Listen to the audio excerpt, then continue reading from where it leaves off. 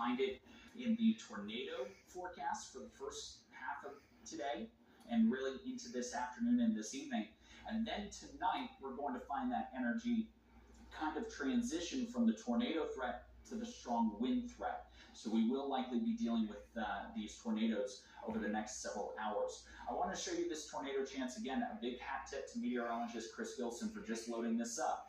Everybody in Central Florida has the possibility of seeing some tornadoes today, but the most likely location for these tornadoes is going to be all of that energy working its way from South Florida and the Treasure Coast into the Space Coast. So Brevard County, Central and Southern Orange County, a good chunk of Osceola County, and a big chunk of Polk County. And you might notice this hatched area here. Very, very rare does Central Florida see this hatched area.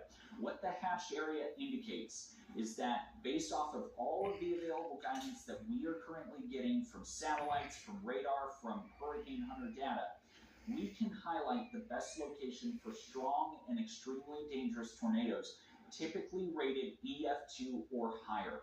Central Florida really does not get EF2 or higher tornadoes ever in a course of a year. It's very, very rare to get those in our sea breeze thunderstorms, very rare to get those out of even severe cold fronts that move through the state in the winter and spring months.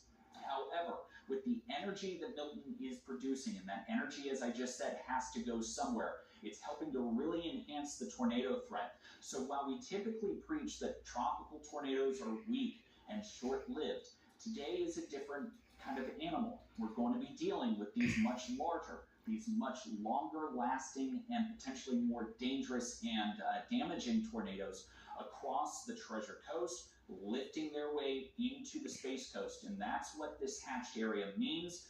Places like Melbourne, Grant Falk area, Kenansville, Yeehaw Junction have the best chance of seeing tornadoes of EF2 or higher strength. Again, something we don't typically see here in Central Florida. We'll reset this radar view, but again, nearly a dozen tornado warnings right now all across South and Central Florida. Again, we will reset this view for a little